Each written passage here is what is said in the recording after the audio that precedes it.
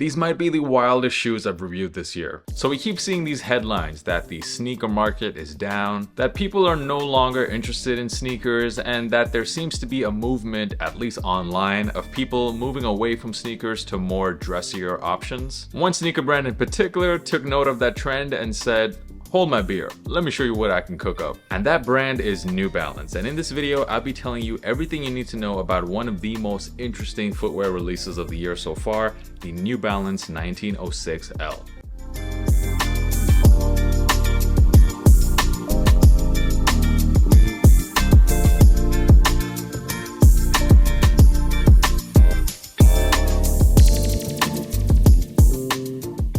Very quickly before we begin, make sure you are following me on Instagram because that is where I'm the most active. I'm posting on there every day and I do respond to every single one of you who DM me on there, so make sure you're following me. So we got right here the New Balance 1906L. The L does stand for loafer, by the way. Although I wouldn't blame you guys for thinking that the L stands for loss, because that's how a lot of us felt when this first pair released. They were impossibly hard to get. It was an extremely limited release and currently the resale prices for this colorway are kind of out of control. But in case you didn't get these, don't worry, there are supposed to be a lot more general release colorways coming up that should be a lot easier to get, like this upcoming all over black pair, a black mesh sneaker, which I think looks a lot more wearable than the original one. And here are the rest of the rumored colorways. We got another gray pair, which looks like it has a bit of suede detailing there. There's this pink and purplish looking mesh sneaker. We also have this very loud all over green goblin pair. You got this black and blue metallic one releasing as well, also done in mesh. Then you have a very classic 1906 looking colorway as well. We also have a dark brown suede one, which does have a few blue details on there, and also a black and silver pair. Additionally, there are a couple of pairs that looks to be releasing as part of a collaboration with Joe Fresh Goods, and I have to say those burgundy ones in particular look pretty amazing. Now this shoe already feels like it's been on the internet forever, because the first time we saw this shoe was all the way back in January of 2024 during Paris Fashion Week. It was part of the Junya Watanabe runway show and we saw two different colorways of the shoe and it made a lot of noise online. Those pairs are done in leather and I would say those definitely look like much more of a traditional loafer, and at least for me those are the pairs that I am most excited to get, and I don't really know when the release date is going to be on those, but definitely I will be trying my best to get them. But alright, let's now get into the review of this sneaker loafer, or let's call it a snowfer if you will. In theory, this is a pretty awesome idea, right? It's the perfect shoe if you need to go to church and then go to your running club right after. It's the perfect shoe if you need to go to the gym in the morning and then go straight to your office job. It definitely has a lot of different use cases, and we have seen other brands try to pull off this hybrid dress shoe sneaker in the past. One particular one that comes to mind right off the top of my head are the Cole Haan and Nike collabs that we saw, which featured a dress shoe upper and it had the Nike Lunar Lawn midsoles. But I think this is really the first time that I can think of that we've really seen a very cohesive dress shoe sneaker. It doesn't feel like, you know, the top half was a dress shoe and the bottom was a sneaker and they just glued the two together. This one actually does feel and look like what this shoe is marketing itself as, which is a sneaker loafer. The top half of the shoe you can see clearly has the same paneling as you would normally see on the New Balance 1906. You have the exact same mud guard as well as some synthetic leather panels on the front. You also have the 1906 logo in pretty much the same spot as you would have on the regular shoes. And then you also have that same TPU cage on the heel of the shoe. Really the biggest difference of course with this shoe is this additional synthetic leather strap you get right on top of the shoe, which is obviously done to mimic a penny loafer, a standard penny loafer. Just in case you guys didn't already know this, they are called penny loafers because back in the day people used to store their extra change in this little slot you see right here. They would store like a few coins in there, so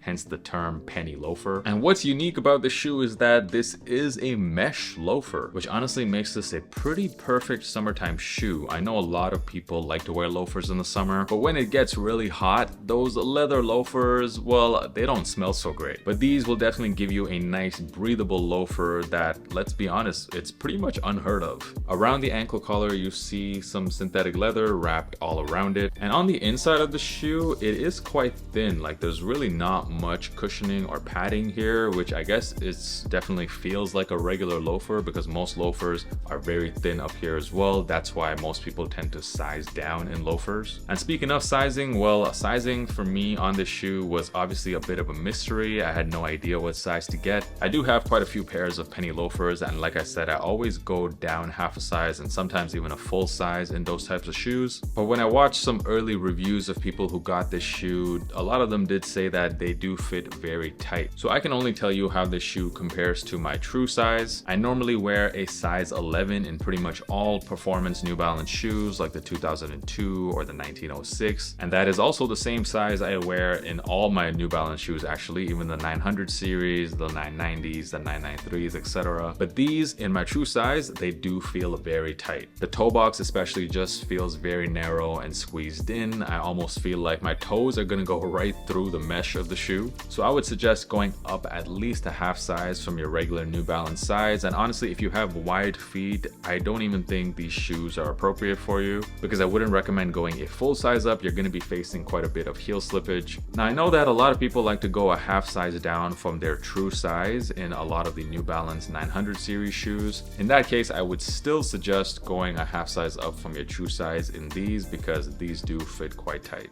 Comfort wise, I have to admit these are very, very comfortable. I don't think I've ever said that about a pair of penny loafers before. If you are used to that energy midsole on the 2002s and on the 1906, then you know exactly what I'm talking about. It is a very comfortable everyday type of shoe, and it feels the same on feet in terms of that level of comfort. You can walk around in these all day, and that mesh upper definitely adds to the overall comfort of the shoe. I don't even think it's a stretch at all to say that these might be the most comfortable pair of loafers you can buy on the market right now. My overall thoughts on these, I actually really love what New Balance did here in terms of the idea behind the shoe. It's great to see some sneaker brands still putting out completely new products that we've never really seen before. You can't say that for every brand nowadays. But New Balance, what they've accomplished here, I think is pretty awesome. I can't say I like this colorway. I'm not a big fan of it, if I'm being 100% honest with you. I'm much more interested in the monotone colorways, like the black one or even that burgundy one like I talked about. In terms of looks, the shoe seems to be very colorway dependent for me. It looks good in some colors. It looks absolutely hideous in my opinion in some others. But as always, I would love to hear the opinion of you guys watching this video. Give me your thoughts on this shoe. Were you guys excited to get a pair? Will you be buying some of the upcoming general release colorways, or are you going to be maybe waiting for that Junya Watanabe pair? Definitely the only thing you want to keep in mind is the sizing, like I said, but overall this is just a great shoe, great execution by New Balance, and I'm a fan. Once again, do not forget to follow me on Instagram. Thank you guys so much for stopping by and for supporting my channel. I'll catch you guys in the next video.